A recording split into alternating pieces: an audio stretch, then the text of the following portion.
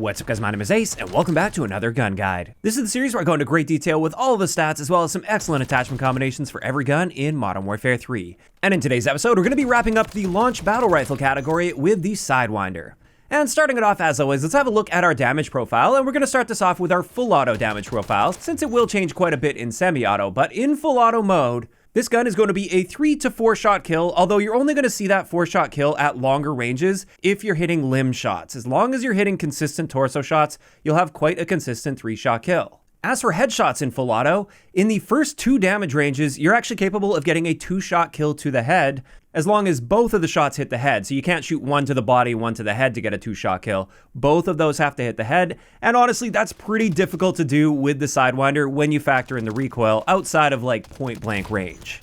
In either case, let's move into our rate of fire in full auto, and this is 375 rounds per minute, which is a very slow rate of fire for a full auto gun. But what this means is with a 3 shot kill, we're going to be killing our enemies in 320 milliseconds, which is definitely below average for this game, but not by a massive margin. I wouldn't say this is like a painfully slow time to kill, it's just not very competitive. Unless, of course, we manage to land those 2 headshots in a row, which will give us a time to kill of 160 milliseconds with that 2 shot kill. And that's pretty much it for full auto. Now let's get into semi-auto with this gun, which completely changes our damage profile, and surprisingly, our limb damage is significantly decreased when we go into semi-auto mode, so it becomes a much higher risk, whereas our torso damage remains exactly the same, so we still have that infinite 3 shot kill potential as long as we're hitting torso shots, but now it's more punishing if you hit limb shots. However, in order to compensate for that, we do get significantly better headshot damage. And this is the one big area where I'd argue the Sidewinder actually has a lot of potential. With this headshot damage profile, at any range, all you have to do is mix a torso shot with a headshot, and you will get a 2 shot kill. That's generally going to be a lot easier than landing both of those shots to the head like you have to do in full auto. And if you're able to make this happen on a reasonably consistent basis, you actually have a pretty powerful gun on your hands, surprisingly. Now, when it comes to our rate of fire in semi-auto, it's actually exactly the same as our full auto rate of fire at 375 rounds per minute, and that's also a slow enough fire rate that I would say most people should be able to reach that fire rate cap. But since that rate of fire is the same, our time to kill potentials are the same as well. It's going to kill in 320 milliseconds with a 3 shot kill, or 160 milliseconds with a 2 shot kill. Next, let's get into our ranges, which are exactly the same in full auto or semi-auto mode. And again, as long as you're shooting in the torso, it's actually going to take you the same number of shots to kill. We have the exact same damage to the torso. But what we can see here is our maximum damage range is about 19 meters, whereas our second damage range drop-off is about 37 meters. As for our bullet velocity, this is quite slow for a battle rifle at 540 meters per second, and this is the type of thing you'll definitely start to notice when you get to those longer range engagements. For close to mid-range fights, this is totally fine. You probably won't notice any issues here. It's just when you start to get to those longer ranges, you will really start to notice this. And then finally for ranges, let's have a look at hardcore game modes, and this gun in full auto or semi-auto will be a 1-shot kill anywhere in the body at any range, as long as you're not shooting through something. Next, let's have a look at our Hipfire, which is actually the worst in the battle rifle category. I mean, it's standard if you're just standing still. However, the moment you start moving or shooting, our maximum Hipfire spread is the worst out of the Modern Warfare 3 battle rifles. And now let's finally get into the worst part about the Sidewinder. This is the recoil. And we're going to start this off with our full auto recoil, which is pretty terrible. As you can see, there's a pretty big gap between every shot fired. Also, especially with that initial recoil, the gun will bounce side to side a lot and very randomly as well. However, most importantly, something that doesn't really show up in the recoil plots that I wanted to point out with the Sidewinder that's really frustrating is it seems like the center speed is bugged or just way too low in its current state.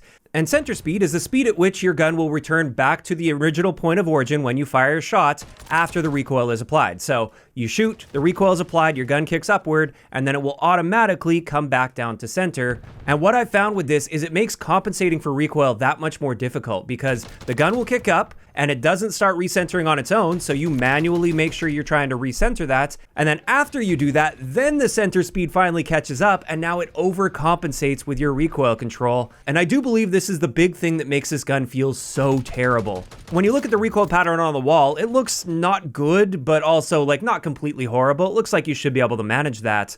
However, I gotta say, it feels way worse than it actually looks. And unfortunately, it doesn't seem like switching to semi-auto really changes anything recoil-wise here, since you do have the exact same rate of fire potential, and I don't think the recoil values change at all. you get pretty much the same sort of recoil where you're going to get a lot of random bouncing with those initial shots, a horrible center speed, and just really awkward recoil to predict and control. So this is definitely the worst part about the Sidewinder, and as of right now, all you can really do is stack heavy toward attachments that help with your recoil, just so you can get the gun in a usable state. In either case, let's get into our handling stats, and our aim down sight speed is about average for battle rifles in this game at 265 milliseconds. Our sprint to fire time is identical to the other Modern Warfare 3 battle rifles at 231 milliseconds. And then finally, our reload add time is a little bit better than average for battle rifles, and honestly not that bad at all at 1.59 seconds. And that just leaves us with our final base stats to cover here, which are our mobility stats, and across the board, the Sidewinder is basically just average for a battle rifle. There's nothing that really stands out here. And with that, we can finally move into some excellent attachment combinations that make the Sidewinder at least somewhat usable. And the first one I've got for you guys is my accuracy build. So with this, we're using the TY LRB muzzle to help a lot with horizontal recoil. We've got the Tempest Predator barrel, the Mark III reflector optic, the RB Regal heavy stock, and then finally the RB Borealis grip. So almost all of these are stacked heavy for recoil control. And as we can see here, we have a significantly more accurate gun than the base, especially when it comes to horizontal recoil. There's very little horizontal deviation now. Although you still will get some random jumps here or there, this is much easier to manage than the base recoil of the gun. Just keep in mind that even though the recoil plot's looking good, you will still run into that weird behavior where you try to compensate for recoil and it just ends up overcompensating a lot. This just cuts down on that a little bit. But with this, we also have a reasonable enough aim down sight speed for an accuracy build at 294 milliseconds. Our sprint out time is a bit slower at 270 milliseconds. However, our range and bullet velocity values are both improved by a noticeable margin. And honestly, this is one of the better ways to run the Sidewinder because it largely takes care of the biggest issue that it has, which is of course that recoil.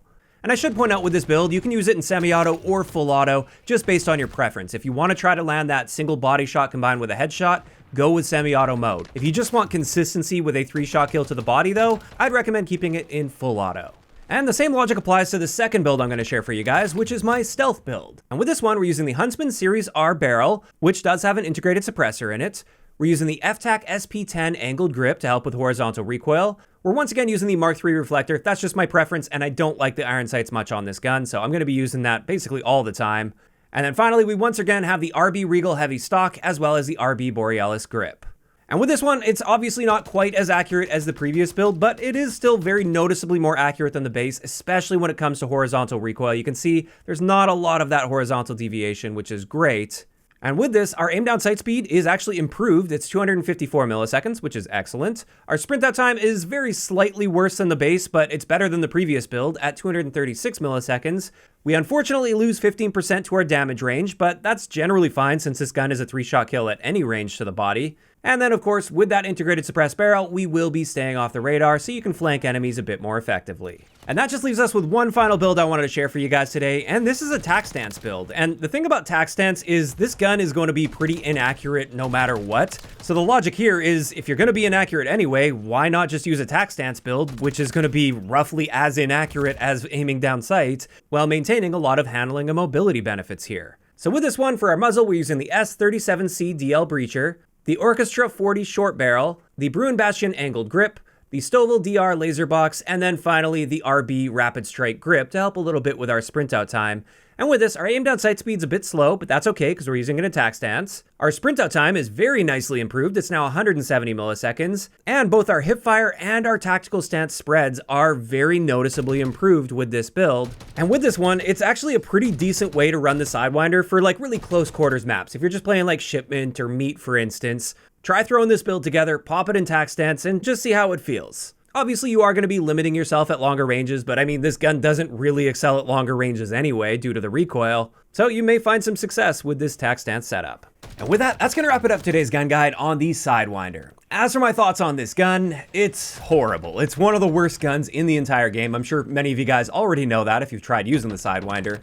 And honestly, it's almost entirely due to that recoil. And not just the recoil being high, but it's more so your ability to properly account for that recoil and control that recoil without it overcompensating with that weird center speed or whatever is going on there. Honestly, if they fix that and the recoil just works a little bit more normally like other guns and you can control it a bit more effectively, even if it's still reasonably high recoil, as long as you have the ability to properly control that recoil, I think this gun would be okay. It wouldn't be the best gun in the game, but it would at least have a good place in the game because, especially in semi-auto mode, it's really nice to be able to land that one shot to the torso, one shot to the head, and get a very consistent 2-shot kill. Now, of course, that's just my opinion on the Sidewinder, and I'd love to hear what you guys think about this gun in those comments down below. Also, if you guys have missed any of the previous gun guides, I've now covered all of the assault rifles, SMGs, LMGs, and battle rifles. I will leave a link to the playlist in the description of the video. If you enjoyed this one, a like rating is always appreciated, and don't forget to subscribe for more if you haven't already. I'll talk to you guys next time.